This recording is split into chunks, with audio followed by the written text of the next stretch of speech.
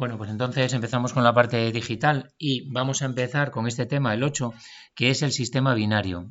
Entonces aquí vemos el índice, ¿no?, de esta parte. Pues vamos a hablar de sistemas analógicos y digitales, repasar el sistema en base 2, la suma y la resta en binario, la representación de números con signo en convenio complemento a 1 y en convenio complemento a 2. El convenio complemento a 2 es el más utilizado. Hablaremos también del bit de signo en estos convenios, la resta binaria empleando complemento a 1 y complemento a 2. Y luego ya para acabar, pues veremos algunos de los códigos binarios más habituales. El binario natural, que es un poco el que todos conocemos, pero hay otros más específicos para otras aplicaciones, como pueden ser los códigos decimales codificados en binario, los códigos progresivos, códigos detectores de error, códigos detectores y correctores de error. Vale, entonces empezamos con el tema 8, que serían sistemas analógicos y digitales, ¿no? El primer apartado.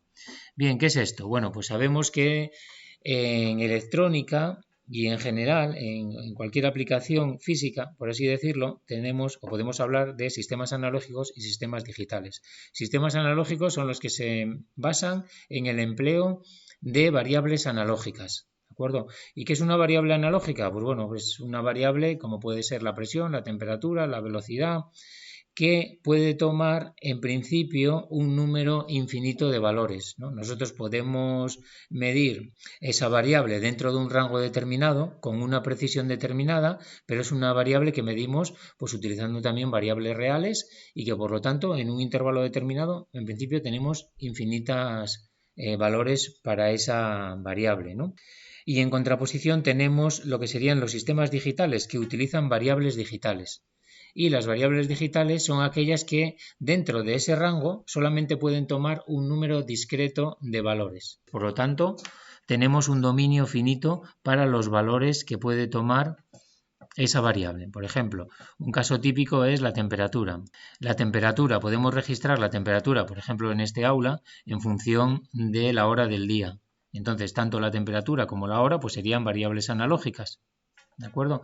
La temperatura tiene un rango de variación y la hora también tiene un rango de variación. Y bueno, pues podríamos registrarla y tendríamos ahí pues una curva como esta de aquí, ¿no? Podemos medir con una determinada precisión la hora del día, 8,217 horas, y a esa hora hubo 19,858 grados centígrados. Bueno, ahora podemos decir, vamos a digitalizar nuestro sistema y vamos a medir tanto la temperatura como la hora del día utilizando variables digitales con un determinado rango. Por ejemplo, imaginaros que medimos la temperatura con una precisión de 5 grados, o sea, en intervalos de 5 grados, en el rango 0 a 40 grados, pues tendríamos este conjunto de valores que podría tomar la temperatura, ¿no? Un conjunto finito de valores. Y la hora del día, pues por ejemplo, cada 3 horas, pues también tendríamos un determinado conjunto de valores, que son valores discretos, ¿vale? Y por lo tanto, estos serían variables que llamamos discretas. Si utilizamos ahora estas variables, pues para ver un poco cómo sería la representación, tanto con la variable analógica como con las variables digitales, pues sería ir discretizando nuestra señal, ¿no? O sea que, por ejemplo, pues vamos aproximando la temperatura que tenemos real con el valor más próximo que tenemos de la variable digital, ¿no? Entonces, bueno, pues la representación de la temperatura con la variable digital, como veis, sería esta evolución escalonada, que bueno, sigue más o menos el valor real de la temperatura, pero no deja de ser una aproximación. De todas maneras, también podríamos reducir el intervalo de tiempo en el cual medimos y también reducir el intervalo de temperaturas y podríamos conseguir un mayor número de valores para la temperatura, un mayor número de valores para la hora y al final llegar a aproximarnos muy bien a lo que sería la temperatura, ¿no? Real, seguir muy bien el valor de la temperatura. Y esa es la idea, ¿no? Pero yo, como me gusta decir siempre, realmente el mundo que nos rodea, el mundo físico que tenemos es analógico, ¿de acuerdo? El mundo digital es algo que nosotros, los humanos, nos hemos inventado porque tiene muchas ventajas a la hora de trabajar luego con los sistemas, ¿no? Tenemos muchas ventajas que, bueno, iremos viendo algunas de ellas, pero como veis hoy en día todos los sistemas tienden a ser digitales. Antiguamente la radio era analógica, la televisión era analógica, la telefonía era analógica, ¿de acuerdo? Todo era analógico porque no se había desarrollado todavía la tecnología digital. Pero hoy en día todo está evolucionando hacia tecnología digital, ¿no? Ya veis que ya todo, la radio, la televisión, la telefonía, los teléfonos móviles, internet, etcétera. ¿Por qué? Básicamente así a grandes rasgos. ¿Por qué? Con muy poca potencia se puede transmitir la información y con mayor inmunidad al ruido. Si nosotros transmitimos la información de forma analógica, necesitábamos antenas que transmitiesen con mucha potencia. ¿Por qué? Porque la señal va en la propia onda, superpuesta a la propia onda, de alguna forma modulada en la onda. Y entonces hay que enviar bastante potencia de señal de radiación electromagnética para que el ruido no nos afecte, sobre todo a grandes distancias, donde la señal que llega es muy pequeña y el ruido que hay también ya empieza a ser comparable con la señal. Entonces, esa es una de las limitaciones de enviar las señales analógicas. Si enviamos las señales digitales, es mucho más sencillo porque la información va digitalizada en dos niveles, en 0 y 1. Entonces, con que la información nos llegue para poder distinguir lo que es un 0 y lo que es un 1, es mucho más fácil de distinguir eso con respecto al ruido, no con la señal que tenemos que enviar donde realmente va toda la información, ¿no? Bueno, eso es un poco una primera idea. Entonces, por eso todo es digital y luego las ventajas de los microprocesadores, los computadores, etcétera, ¿no? Vale, entonces, al final, ¿por qué se utiliza el sistema binario y la electrónica digital? ¿Por qué al final utiliza sistemas binarios? Bueno, pues porque básicamente, si nos damos cuenta, lo que tenemos en electrónica son interruptores, son diodos y transistores bipolares, transistores MOSFET, y esos diodos y transistores van a funcionar como interruptores a la hora de representar los estados de un sistema. ¿Entendéis? Al final,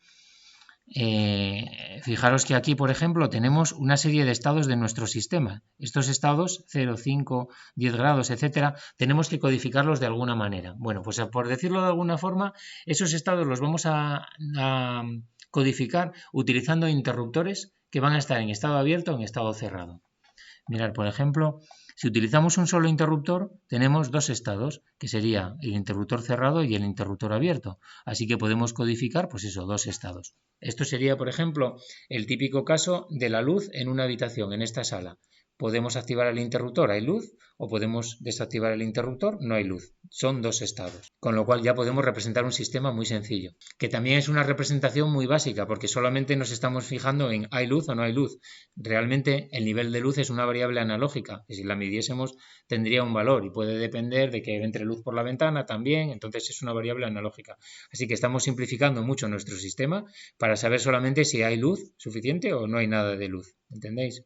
Esto en muchos casos no es suficiente, necesitamos más precisión para saber hay luz, cuánto, hay baja luz, media luz, alta luz. Podemos ir aumentando el nivel de precisión en nuestros sistemas, ¿no? Que es lo que necesitamos para aproximarnos un poco al funcionamiento de los sistemas analógicos, porque si no nuestro sistema sería muy malo, ¿no? Tendría muy poca precisión.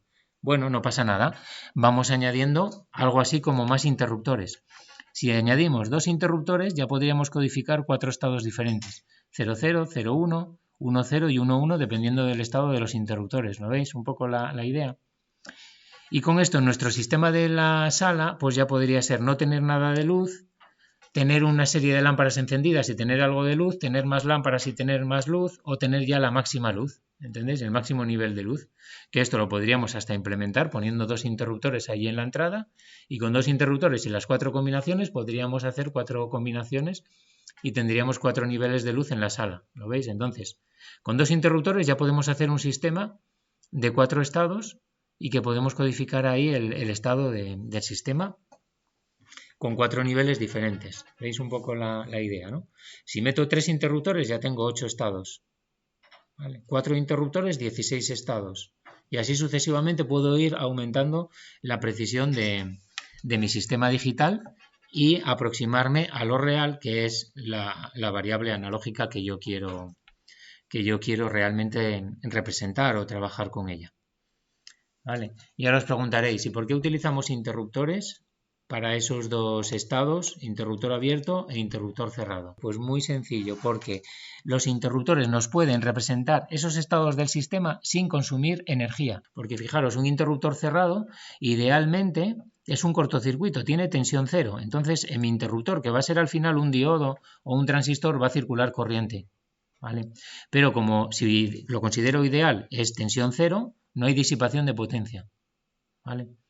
Y en el otro caso, cuando el interruptor está abierto, entonces no hay corriente. Puede soportar tensión, pero no hay corriente, así que tampoco disipa potencia. ¿Lo veis? Entonces esa es la clave para hacerlo, porque imaginaros el transistor bipolar que puede tener una característica como esta, que sería corriente de colector, tensión colector emisor, que sería mi transistor bipolar.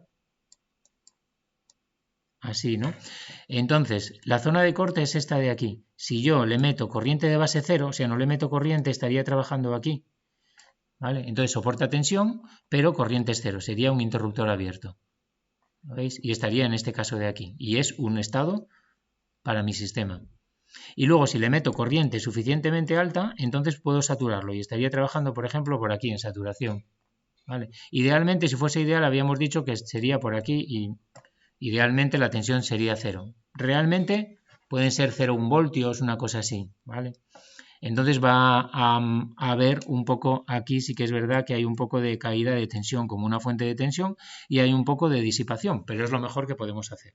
Lo que no nos interesa es ponerlo a funcionar como fuente de corriente aquí para almacenar el estado de un sistema, porque ahí estamos disipando potencia. Y entonces estamos, sí, también funcionaría, pero sería absurdo porque estamos consumiendo potencia. ¿Entendéis la idea? Por eso se trabaja con los interruptores. Podemos representar, hacer esos juegos de dos estados, consumiendo prácticamente potencia cero en régimen permanente, ¿vale?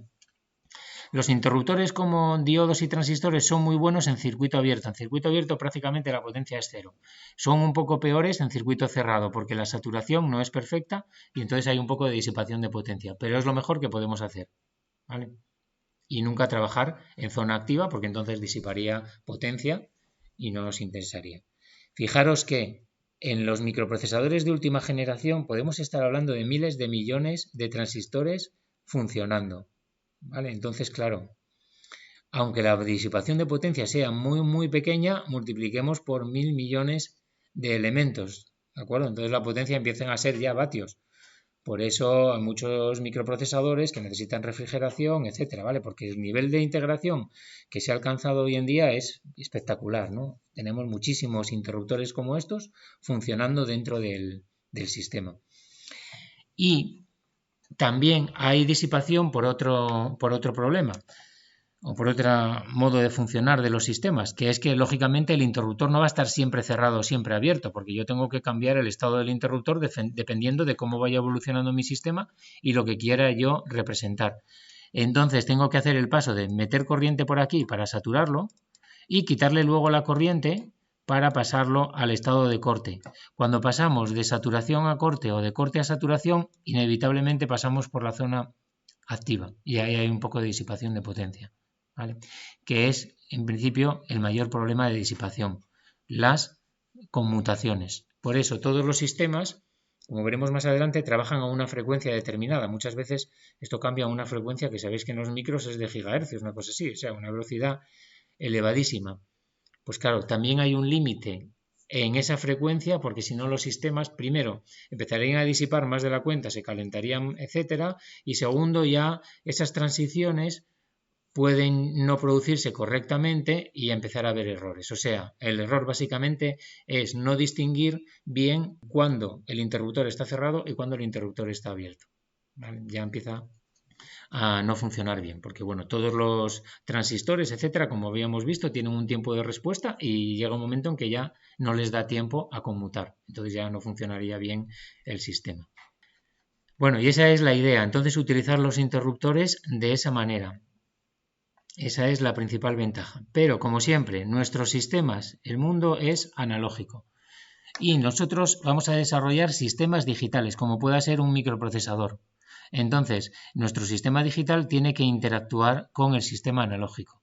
Y para eso se utilizan estos otros elementos que se llaman los conversores digital-analógico y el conversor analógico-digital. O sea que aquí transformamos una señal digital en analógica.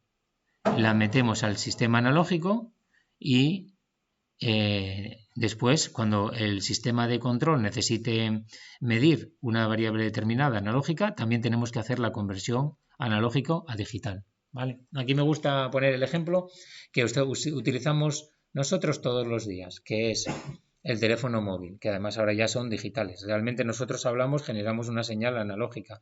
Entonces esa señal analógica va al micrófono. El micrófono va a un pequeño amplificador y de ese amplificador lo convierte en una señal digital. Eso va al modulador y lo envía a través de la antena del móvil digitalizado. ¿De acuerdo? Llega al otro extremo, cuando recibimos nosotros la señal digitalizada, pues hay que hacer la conversión contraria. ¿Vale? Llega a la antena, de la antena nos llega al amplificador, del amplificador va a un conversor digital analógico y ya del analógico, de ese conversor digital analógico a otro amplificador para el altavoz que tenemos en el teléfono, ¿de acuerdo? Entonces ahí estamos haciendo también esa conversión. Nosotros no podríamos oír pitidos de unos y ceros porque no entenderíamos nada, lógicamente. Entonces hay que hacer esas conversiones, así que somos un ejemplo claro de un sistema analógico. Bueno, y entonces por esto también es por lo que se utiliza el sistema binario, porque utilizamos interruptores y solamente tenemos dos estados, estado abierto y el estado cerrado.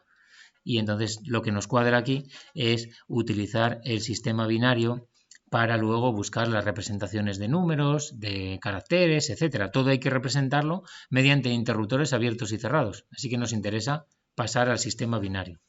¿Vale? Entonces vamos a repasar un poco el sistema binario.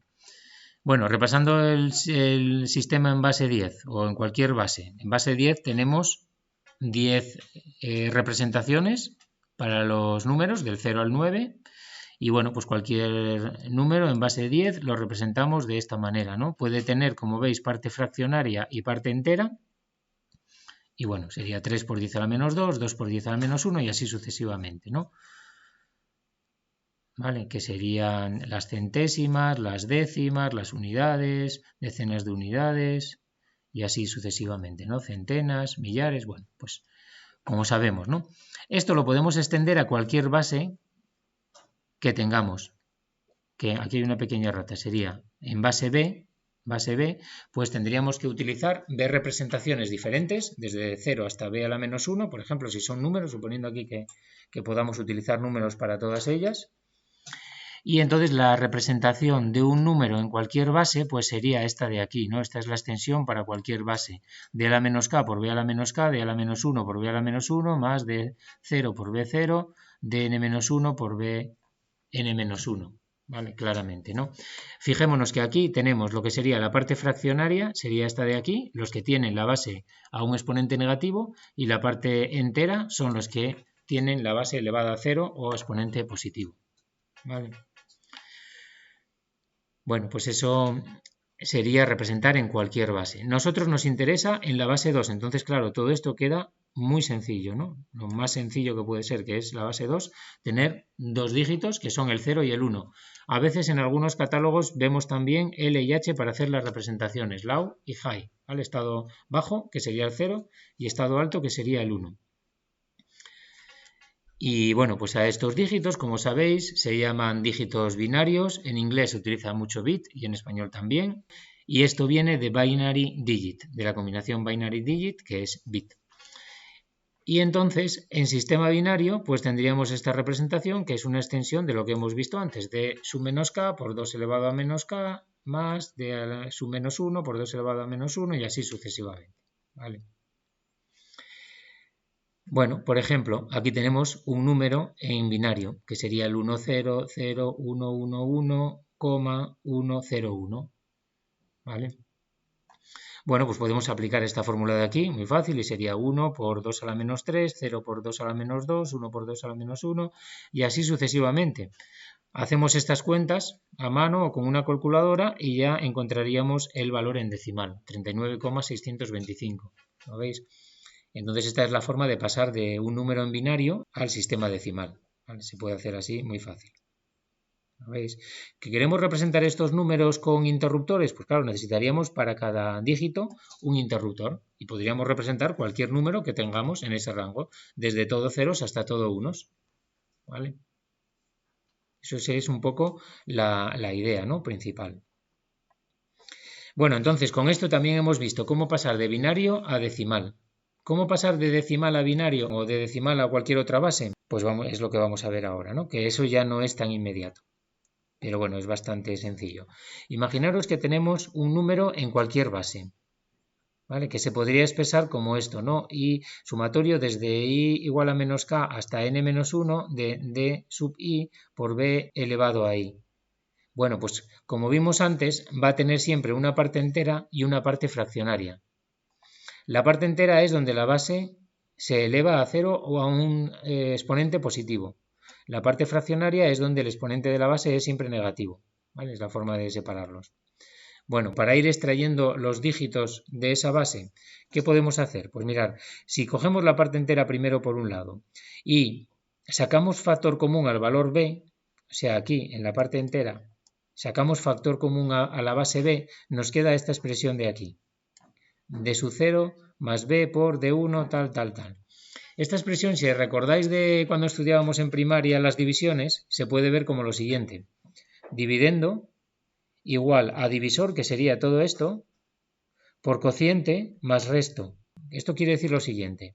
Si nosotros la parte entera la dividimos entre b, nos va a quedar un determinado cociente y en el resto nos queda el dígito d0. Claro, el cociente es otro número que está en esa base. Lo volvemos a dividir entre b y en el resto nos va a quedar el dígito d1 y así sucesivamente. ¿Vale? Esa es la demostración de por qué esto funciona. Es decir, nosotros tenemos ahora el número 27,875. Queremos obtener la parte entera, pues cogemos el 27. Lo vamos dividiendo entre 2. 13 y me da de resto 1. 13 entre 2, 6 y me da de resto 1. Y así sucesivamente. ¿Hasta cuándo? Hasta que el cociente que obtenga sea 0 o 1. ¿Vale? Sea menor que la b que tengo en la base. Y luego ya sería ir cogiendo estos dígitos, empezando por el de abajo del todo, que es el de mayor peso, así que sería 1, 1, 0, 1, 1, ¿vale? El de abajo del todo es el de mayor peso, porque es el que hemos dividido más veces, y entonces tendríamos 1, 1, 0, 1, 1, ¿vale? Es así de sencillo. Bueno, hoy en día muchas calculadoras ya nos lo hacen directamente, pero bueno, conviene saber también cómo sería, ¿no? Y esto nos sirve para cualquier base. Si yo estoy en otra base, pues es dividir entre la base, ir buscando el resto y volver a dividir hasta que en el cociente me quede un número más pequeño que b. Y para la parte fraccionaria, ¿cómo se hace? Pues la parte fraccionaria sería esta, ¿no? Que es la que tiene la b elevado a exponentes negativos. Bueno, pues aquí hacemos lo contrario. Fijaros, si multiplicamos por b, esta parte fraccionaria la multiplicamos por b, pues nos quedaría este número que vuelve a tener una parte entera que sería el dígito d sub menos 1 y luego una parte fraccionaria, porque todas las b's están elevadas a un valor negativo. Entonces, con esto vemos que si lo vamos multiplicando, cogemos la parte fraccionaria y la vamos multiplicando por b, en la parte entera me van a ir quedando sueltos los dígitos. Si yo ahora esta parte fraccionaria que queda aquí la vuelvo a multiplicar por b, me vuelve a dar un número cuya parte entera es d sub menos 2 y así sucesivamente. ¿Veis? Entonces, ahora para este número, el 27,875, yo ahora cogería la parte fraccionaria y la iría multiplicando por la base, que es 2. Y entonces me daría, como veis aquí, 1,750. Bueno, pues entonces ya tengo el primer dígito, es el 1, que es el que vendría aquí, es un 1. Lo vuelvo a multiplicar por 2, me queda 1,5, 1,5. Pues el siguiente dígito es el 1. O sea, cojo ahora otra vez la parte fraccionaria, 0,5, la multiplico por 2, me da 1. ¿Vale? Y así podemos seguir así hasta el infinito, o en este caso resulta que me da 0 y por lo tanto ya el resto van a ser todos ceros, con lo cual significa que este número me representa exactamente el 27,875. ¿Vale? Pero esto no tiene por qué ocurrir. Hay números que tienen parte fraccionaria finita en decimal y la parte fraccionaria en binario puede ser infinita. ¿Vale? O al revés, la parte fraccionaria en binario puede ser finita y en decimal infinita. Entonces, bueno, no se puede extrapolar. Lo que siempre nosotros hacemos es cortar, truncar con una determinada precisión. Por ejemplo, aquí en decimal también podría haber habido más dígitos por aquí, pero nos hemos quedado con 875. Lo mismo hacemos en binario.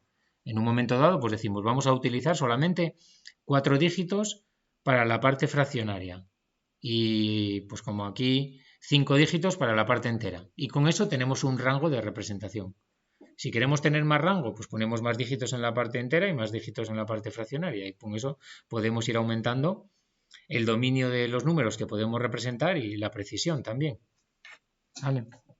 Pero claro, a medida que aumentamos los dígitos, también necesitamos aumentar el número de interruptores. Nuestro sistema también se va volviendo más complicado. ¿Vale? Y esta es la forma de pasar de binario a decimal y de decimal a binario, o de la misma manera en cualquier otra base. Bueno, y ahora vamos a repasar un poco también la suma y la resta binaria. Sumar y restar en binario es exactamente igual que en decimal, como en cualquier otra base realmente. En decimal, acordaros, lo que hacíamos pues poner uno de los números, el otro, vamos sumando por columnas y nos llevamos para la columna siguiente, ¿no? Nos llevamos para la columna siguiente un número que en principio puede estar entre 0 y 9 para la siguiente columna, ¿no? Y eso lo añadimos para sumarlo a los 2 dígitos de la siguiente columna y tal, ¿no? Y así hasta que acabemos. Pues aquí se iría haciendo lo mismo. Aquí, por ejemplo, hacemos 1 más 0, pues lógicamente es 1 y no me llevo nada para el siguiente. Aquí sería 0 más 1 es 1, ¿vale? Y tampoco me llevo nada. Aquí ya tendría 0 más 1 son 2. Entonces el número 2 en binario es el 1, 0. Pues hacemos lo mismo que en decimal. Nos quedamos con el dígito de abajo, ¿no? Sería este, 0, y nos llevamos una para la siguiente. ¿Vale? Y aquí ya tendríamos 1 más 1 más 1, que son 3. Entonces el 3 en binario es el 1, 1. Pues nos quedamos con el número de abajo y nos llevamos 1 para el siguiente. Y así sucesivamente podríamos sumar sin ningún problema. ¿Vale? Y esto nos daría el mismo resultado. Entonces, la tabla de sumar en binario es muy sencilla. La tabla de sumar sería así, incluyendo incluso el acarreo. Fijaros, a estos números que nos vamos llevando a la columna siguiente, esos en el argot de sistema binario se le llama el acarreo, ¿vale? Lo que nos llevamos. Entonces, en cada columna, aquí en una columna I, yo tendría el acarreo que viene de la columna anterior, el dígito A sub I correspondiente a un número. Si, por ejemplo, este es el número A y este es el número B, ¿no? Pues tendría el dígito A sub I, el dígito B sub I, la suma que pondría aquí, o en esta columna, donde sea, ¿vale? Y el acarreo que me llevo para la columna siguiente. Esas son las 5 cosas al final que tengo. 3 entradas y 2 salidas. Y hacer la tabla de la suma para todos los casos que nos podemos encontrar en sistema binario sería esto de aquí. ¿Vale? 0 más 0 más 0 es 0 y no me llevo nada. 0 más 0 más 1 es 1 y no me llevo nada. 0 más 1 más 0 es 1 y no me llevo nada. 0 más 1 más 1 son 2, así que me quedo con el dígito de abajo, el 0, y me llevo 1, y así sucesivamente. ¿Vale? Muy fácil. Y así sería la suma en binario. Exactamente igual que en decimal, pero más simplificado. La resta en binario, ¿cómo se haría? También exactamente igual, pero no la vamos a ver en detalle porque no se utiliza en electrónica digital por las razones que vamos a ver ahora. Pero se harían de la misma manera, iríamos por columnas y nosotros lo que hacemos al hacer la resta es ver cuánto nos falta para llegar desde el sustraendo al minuendo, ¿no? Y si el minuendo es más pequeño, entonces pedimos prestado, que aquí se llama el préstamo, ¿no? Pues sería algo así también, ¿no? Aquí sería desde el 0 voy al 0, entonces nada, es 0, ¿no? Y no pido nada prestado. Pero si voy del 1 al 0, aquí el 0 me lo tengo que imaginar como si fuese el número siguiente, un 2. Entonces del 1 al 2 necesito una, aquí, y he pedido de préstamo una. Entonces tengo un préstamo en la siguiente, y así sucesivamente, ¿no? De la misma manera, el préstamo aquí lo sumaríamos al sustraendo y luego miraríamos cuánto nos llevamos al minuendo, ¿vale? Exactamente igual que en decimal, pero no se utiliza. No se utiliza porque, como veis, es complicado y es totalmente diferente de implementar que hacer la suma. Entonces, lo que se hace en los sistemas digitales es otra cosa que además nos interesa, que es buscar una representación para los números negativos. Y después, las restas se van a hacer exactamente igual que una suma. porque si buscamos una representación para los números negativos y nosotros queremos hacer 8 menos 3, pues lo que hacemos es 8 más menos 3, ¿de acuerdo? Y ya nos va a dar también el resultado. ¿Y eso qué ventaja tiene? Que solamente necesitamos una circuitería, un hardware. Solamente necesitamos un sumador y el sumador nos sirve tanto para hacer sumas como para hacer restas. Y además represento números con signo, que en muchas aplicaciones necesito tener signos para trabajar, ¿de acuerdo? Por eso la resta binaria se puede hacer, pero nos olvidamos de ella porque no se utiliza. Y entonces esto nos lleva a ver cómo se representan números con signo en sistema binario. Bueno, pues para representar números con signo se utilizan dos convenios que son importantes, que hay que conocer, que serían el convenio complemento a 1 y el convenio complemento a 2. El más importante y que más se utiliza al final es el complemento a 2. ¿Vale? Pero el complemento a 1 también es interesante y bueno, pues se usa bastante incluso para otras aplicaciones no aritméticas y tal, entonces conviene conocerlo. Convenio, vamos a empezar con el convenio complemento a 1. La idea es que si nosotros tenemos, como veis aquí, un número genérico, que lo vamos a representar así ya con cajitas, porque esto es muy habitual también en sistemas digitales. Porque luego al final a este bloque de aquí se le suele llamar incluso un registro. Un registro es un conjunto de bits, ¿vale? Un conjunto de bits, pues por ejemplo es muy típico 8 bits, que es un byte, o pueden ser 16 bits, o así sucesivamente, ¿no? Una palabra, pero bueno, el byte, lo conocéis, es muy importante. Bueno, pero en general nosotros podemos tener este conjunto de bits y estamos representando con él números y por lo tanto podemos tener números que tengan también parte entera, como vemos aquí, y parte fraccionaria. ¿Vale? Y lo que hemos puesto aquí es el orden de cada bit. Este sería menos k hasta el menos 1 para la parte fraccionaria y desde el 0 hasta el n-1 para la parte entera. ¿De acuerdo? Y cada una de estas cajitas puede valer 0 o 1, es un bit. ¿Vale? Es una representación muy habitual. Vale, entonces el complemento a 1 de n del número se representa con n barra y se obtiene matemáticamente la fórmula es esta de aquí, 2 elevado a n menos 2 elevado a menos k menos n. Lo podríamos hacer así, incluso trabajando en decimal. Luego vamos a ver cómo se hace también en binario. Entonces es muy sencillo. Fijaros que n es el número de dígitos que tenemos en la parte entera, porque vamos desde el 0 hasta n-1. Hay n dígitos en la parte entera. Y k es el número de dígitos en la parte fraccionaria, porque la parte fraccionaria no incorpora el 0. Vamos desde el -1 hasta el -k. ¿Vale? Y hay que hacer esto. 2 a la n menos 2 elevado a menos k menos n. Entonces fijaros, por ejemplo, el número 9, que en decimal sería así, en binario sería con 4 bits el 1001. ¿Vale?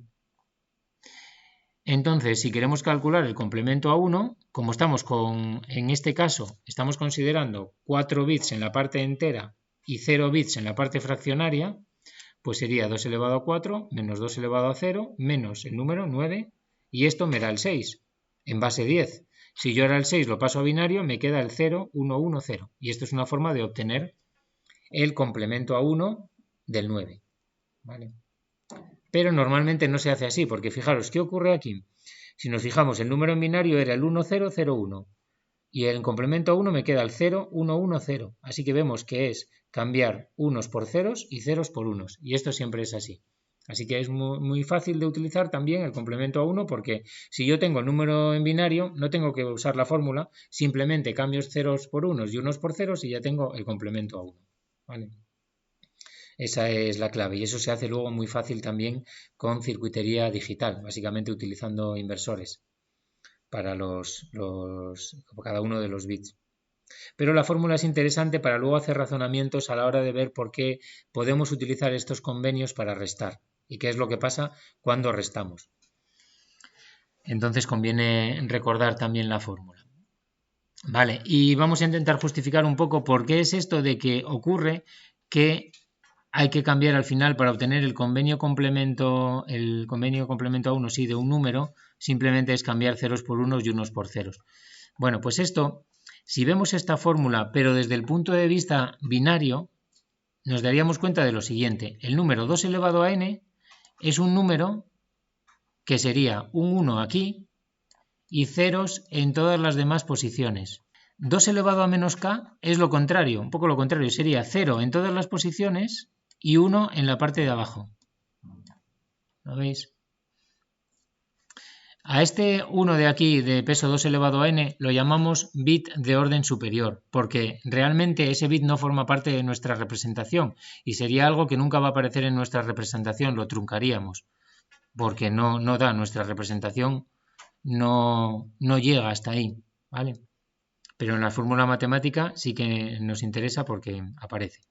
Entonces, si yo hago 2 elevado a n menos 2 elevado a menos k, resto estos dos números, pues vería que del 1 al 0 me falta 1, ¿de acuerdo? Entonces me quedaría un 1 y me llevaría un 1 para la siguiente columna. Así que me daría un número que tiene todo unos. Si yo a ese número que tiene todo unos le resto n, da la casualidad de que todos los bits cambian. Fijaros aquí.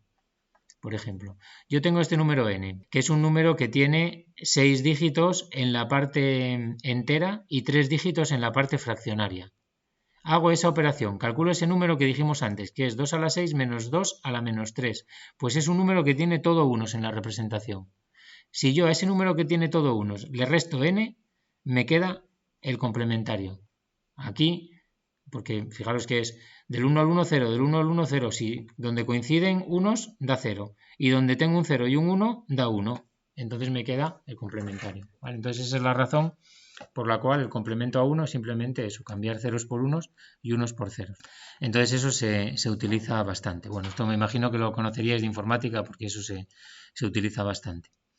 El convenio complemento a 2. Pues el convenio complemento a 2 es un poco más simplificado. Es simplemente esta fórmula, quitando el menos 2 elevado a menos k. Es simplemente el convenio complemento a 2 es 2 a la n menos n, ¿vale? Para el número. Y nos queda que podemos hacerlo de la misma manera. El 9 sería el 1001. Puedo hacerlo matemáticamente. Estoy usando una representación con n igual a 4 y k igual a 0. Que aquí k ni siquiera me afecta. Así que sería 2 elevado a 4 menos 9, que me da el 7. Y el 7, si lo represento en binario, me queda este número de aquí. Entonces, bueno, como veis, no es algo que si lo miramos no parece inmediato, ¿no? No hay que cambiar ceros por 1, tal, no parece inmediato esto de realizar. Pero si nos fijamos en la fórmula del complemento a 2, vemos que le falta el menos 2 elevado a menos k. Entonces yo puedo decir esto, que el complemento a 2 es el complemento a 1 sumándole un 2 elevado a menos k. ¿Vale? Porque fijaros que complemento a 1 es esto, si yo aquí le sumo el 2 elevado a menos k, se me iría con este y me queda 2 elevado a n menos n, que es el complemento a 2. Y aquí entonces está la clave, porque yo puedo decir que, si recordamos por lo que vimos antes, este número 2 elevado a menos k es un número que tiene todo ceros menos un 1 en la posición menos k. Así que puedo decir que el complemento a 2 es igual al complemento a 1 sumando un bit en la posición inferior, en la posición menos k. ¿Vale? Si k es 0, pues es en la posición 0.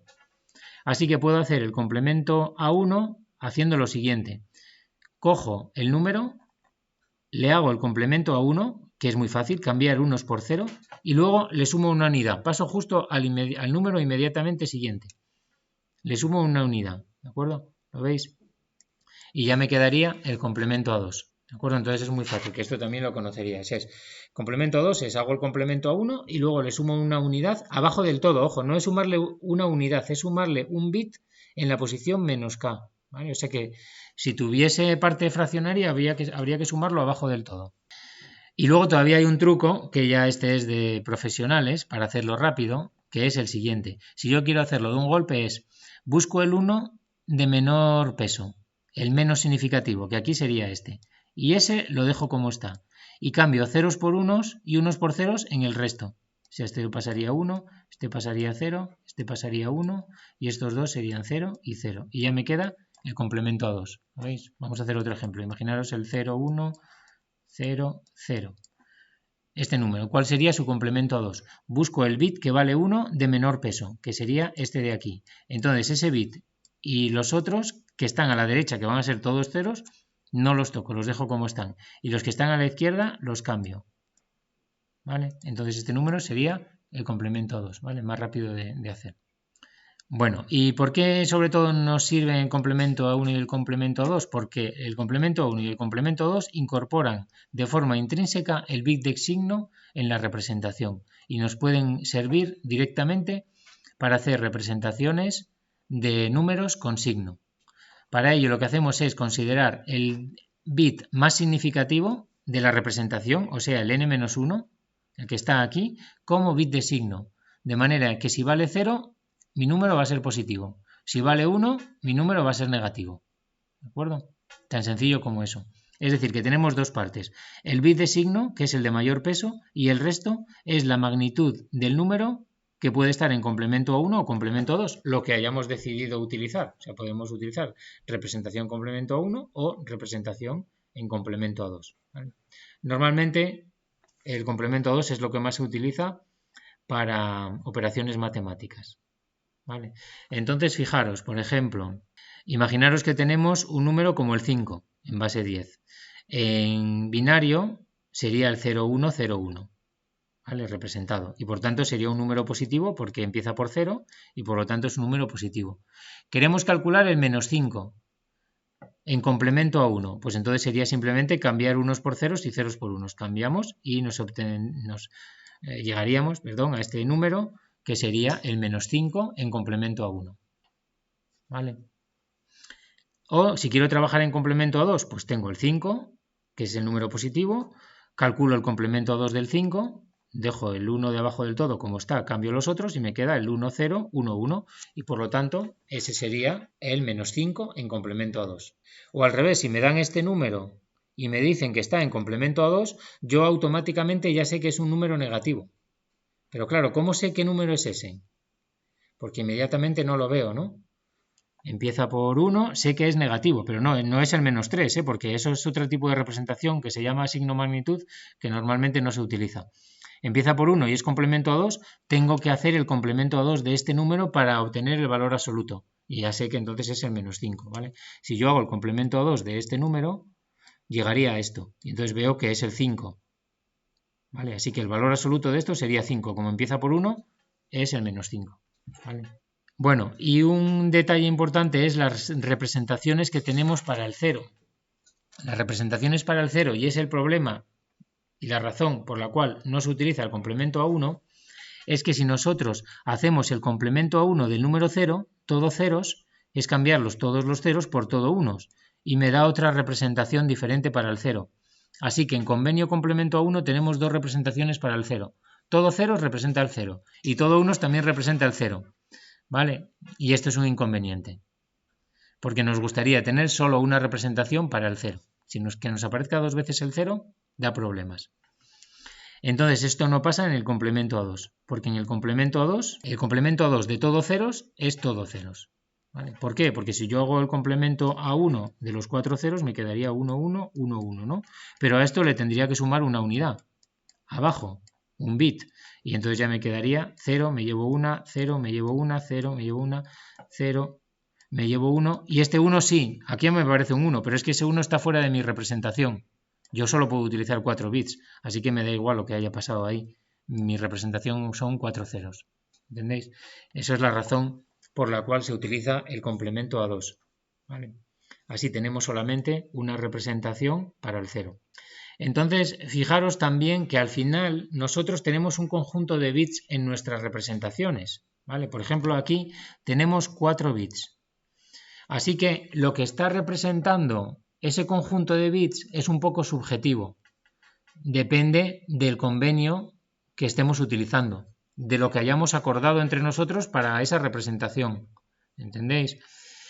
Porque estos 4 dígitos, si nosotros decimos, bueno, trabajamos en binario natural, pues habría solo números positivos que irían desde el 0 hasta el 15.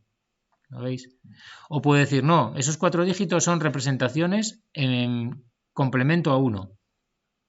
Entonces ya sé que los que empiezan por 0 son positivos, los que empiezan por 1 son negativos o 0, y los que empiezan por 0 también positivos o 0. Y entonces, como veis, tendría estas representaciones desde el 0 hasta el 7 y desde el menos 7 hasta el 0. Pero como veis, me aparece el 0 dos veces. ¿Lo veis? Me aparece el 0 dos veces. Y ese es el problema de complemento a 1. O podría decir, no, esto es una representación en complemento a 2. Entonces también veo que si empiezan por 0, tengo el 0 o números positivos, y si empiezan por el 1, ojo, ahora tengo siempre negativos. Entonces, como veis, serían desde el 0 hasta el 7, y el 1 y todo 0 serían menos 8, y así hasta el menos 1. ¿Lo veis? Entonces el 0 me aparece solamente una vez. Y eso es lo que yo quiero. Poder representar números positivos y negativos con una sola representación para el 0. Por eso todos los sistemas, microprocesadores, microcontroladores, etcétera, trabajan siempre, operan en complemento a 2. Pero fijaros, podría haber más cosas, porque yo podría decir, bueno, pues ahora no, vamos a trabajar con números fraccionarios poniendo el punto decimal aquí. Y entonces tendría otras combinaciones de números. O complemento a 1 con punto decimal en ese sitio. Y tendría otros valores diferentes. ¿Vale? Entonces, todo es subjetivo y donde ponga yo el punto decimal y si uso complemento a 1 o complemento a 2. ¿Vale? Puedo representar cosas diferentes. Y en general, aquí está un poco el diagrama de las representaciones de números con n bits sin considerar parte fraccionaria, solo números enteros. Si fuese binario natural, puedo representar con n bits desde 0 hasta 2 elevado a n menos 1. En complemento a 1, números positivos desde 0 hasta 2 elevado a n menos 1, menos 1, y desde menos 2 elevado a n menos 1 hasta 0, y en complemento a 2 desde 0 hasta 2 elevado a n menos 1, y para la parte negativa desde 2 elevado a n menos 1 hasta menos 1. Por ejemplo, un caso muy típico de binario es utilizar un byte. ¿Qué números podríamos representar con un byte? Pues irían desde el 0 hasta el 127, ¿vale? Y desde el menos 128 hasta el menos 1. Esos serían los números que podemos representar con 8 bits en complemento a 2, que eso se utiliza bastante, entonces conviene un poco memorizarlo, ¿vale? Es simplemente 2 elevado a 7 son 128, o sea que menos 1 son 127, y aquí es realmente desde menos 128 hasta menos 1.